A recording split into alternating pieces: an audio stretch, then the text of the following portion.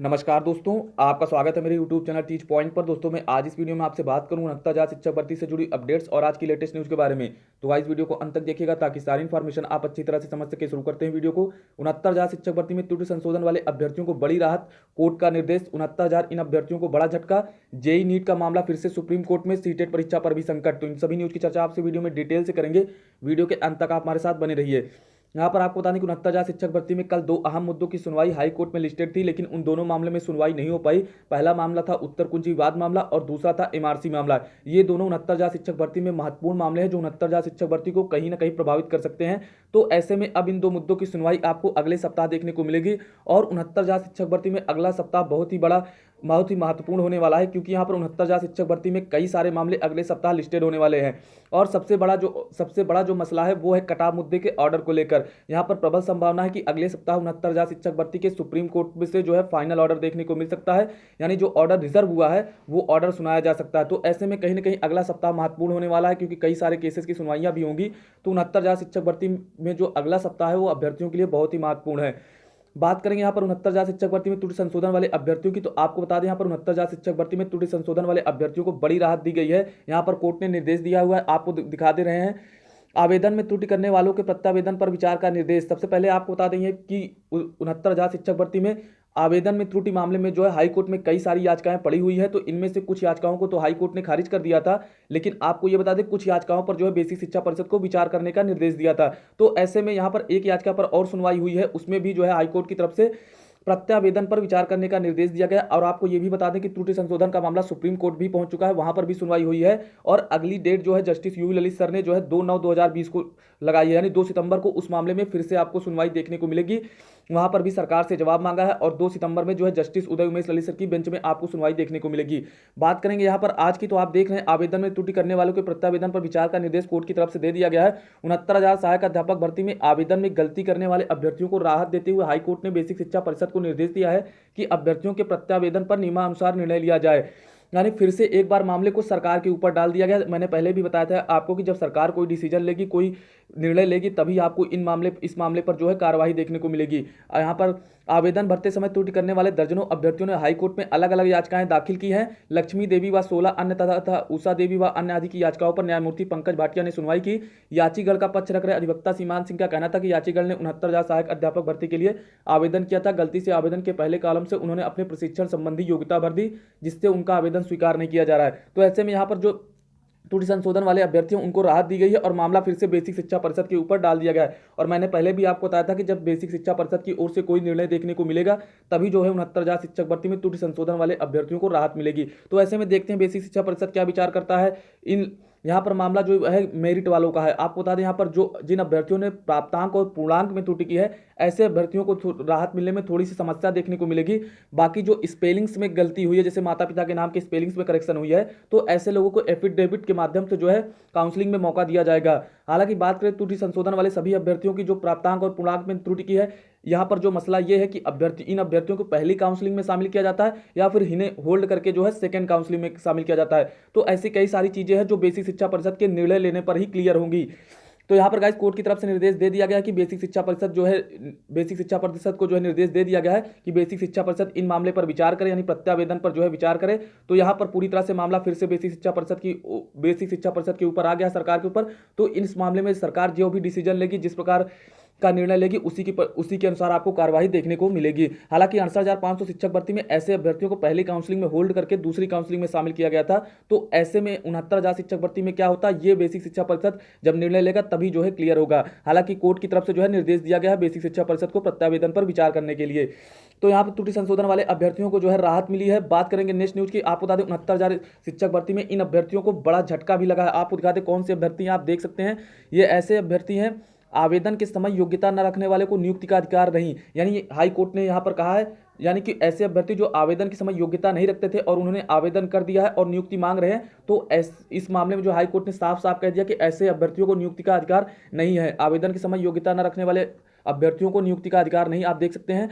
Allahabad high court ने कहा है कि आवेदन के समय योग्यता न रखने वालों की नियुक्ति पर विचार किए जाने की मांग करने का अधिकार बिल्कुल भी नहीं है। कोर्ट ने सहायक अध्यापक भर्ती में आवेदन के बाद बीटीसी कोर्स पूरा करने वाले याची को राहत देने से इनकार करते हुए याचिका खारिज कर दी। यह आदेश न्यायमूर्ति पंकज भाटिया ने सचिन पुरोहित की याचिका पर दिया। याचिका का कहना था कि उसने सहायक अध्यापक भर्ती 2019 में आवेदन किया। वह बीटीसी 2015 बैच का छात्र है, लेकिन द्वितीय सेमेस्टर में फेल हो गया था। फिर बाद में परीक्षा देने पर सफल घोषित हुआ, लेकिन सहायक अध्यापक भर्ती आवेदन भरते समय वह बीटीसी पास नहीं था, इसलिए उसकी नियुक्ति पर विचार नहीं किया गया।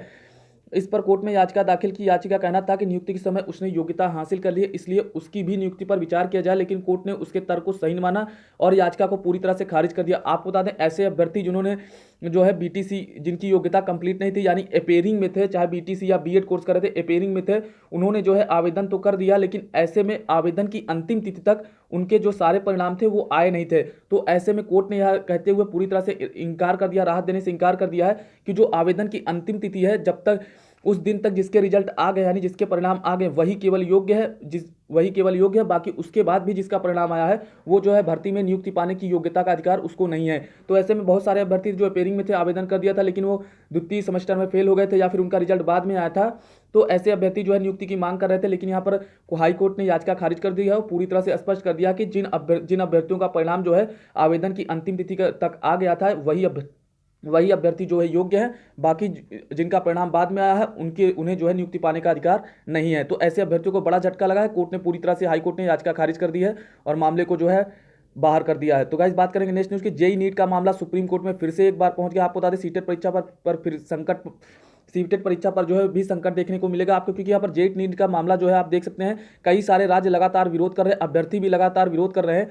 जेई नीट टलवाने विपक्ष फिर पहुंचा सुप्रीम कोर्ट। संयुक्त प्रवेश परीक्षा जेई और राष्ट्रीय पात्रता सह प्रवेश परीक्षा नीट करवाने का फैसला दे चुके सुप्रीम कोर्ट ने यूं तो शुक्रवार को भी विश्वविद्यालय की अंतिम वर्ष की परीक्षाएं कराने का निर्देश देकर अपना रुख जता दिया है, लेकिन कांग्रेस सहित विपक्षी दलों से जुड़ी 6 राज्य सरकारों ने शुक्रवार को एकजुट होकर फिर सुप्रीम कोर्ट का दरवाजा खटखटाया और परीक्षाएं टालने का आग्रह किया। इस पुनर्विचार याचिका में छात्रों के स्वास्थ्य, सुरक्षा और जीवन को बचाने के लिए टालने की गुहार लगाई कि 2 दिनों की कोर्ट की छुट्टी होने के चलते सुनवाई अब अगले हफ्ते आपको इस मामले में सुनवाई देखने को मिलेगी। हालांकि 1 सितंबर से जेई शुरू हो जाएंगे, जबकि नीट का आयोजन 13 सितंबर को होगा। कोर्ट ने अपने 17 अगस्त के फैसले में कहा था कि परीक्षा तय समय पर होगी।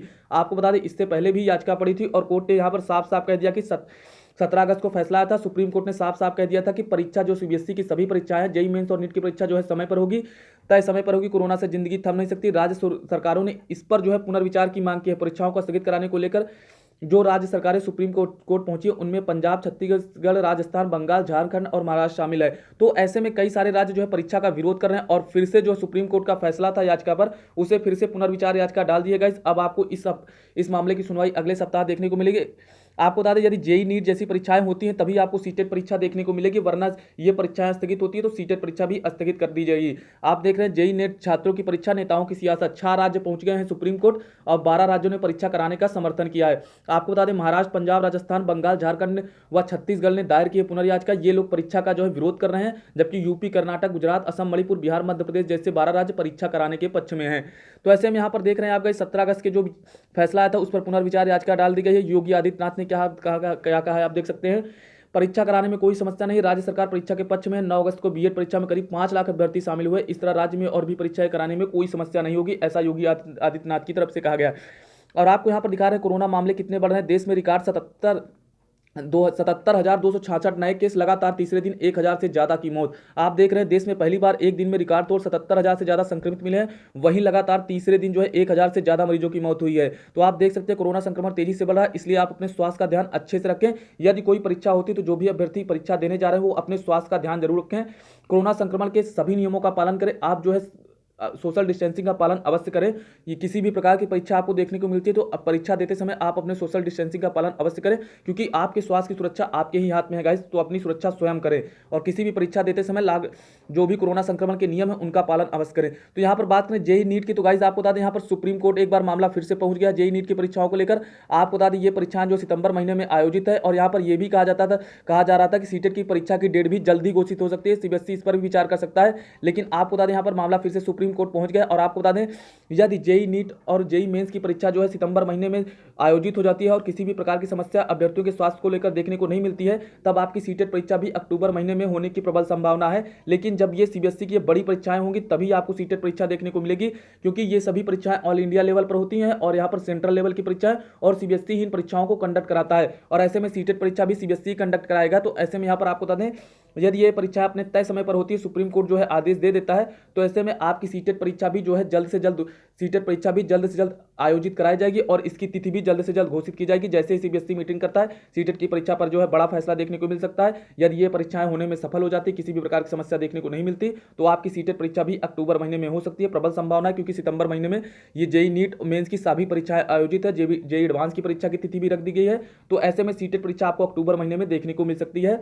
तो पूरी तरह से डिपेंड है सुप्रीम कोर्ट के फैसले में, जो भी आदेश होगा। हालांकि सीबीएसई ने सभी परीक्षाओं को तैयारी कर ली है। आपको यहां पर यह भी स्पष्ट कर दें कि सीबीएसई ने सभी परीक्षाओं को कराने के लिए तैयारियां कर दी है, एडमिट कार्ड भी जारी कर दिए है। तो ऐसे में जेई नीट और मेंस जैसी एडवांस जैसी परीक्षाएं होती तो आपको सीटेट परीक्षा भी जल्दी देखने को मिलेगी। और ये परीक्षाएं स्थगित होती हैं तो कहीं ना कहीं सीटेट परीक्षा भी आपकी स्थगित हो जाएगी। फिर बाद में इसको जो है कंडक्ट कराया जाएगा सीबीएसई की ओर से। तो भाई जो भी अपडेट्स होगी सीटेट परीक्षा को लेकर, क्या नई तिथि कब जारी हो, जो भी अपडेट्स होंगी वो आपको दी जाएंगी। अभी तक के लिए इतनी अपडेट्स। यदि आपको वीडियो पसंद आई हो तो आप हमारे चैनल को सब्सक्राइब करें, लाइक करें, कमेंट करें और वीडियो को ज्यादा से ज्यादा शेयर कर दें। 69,000 शिक्षक भर्ती में जल्द ही अभ्यर्थियों को कट ऑफ ऑर्डर देखने को मिलेगा और जल्द ही भर्ती प्रक्रिया निस्तारित होगी। वीडियो पसंद आई हो तो वीडियो को शेयर कर दें और चैनल को सब्सक्राइब जरूर कर दें। वीडियो को देखने के लिए आपका बहुत बहुत धन्यवाद। Thank you so much guys.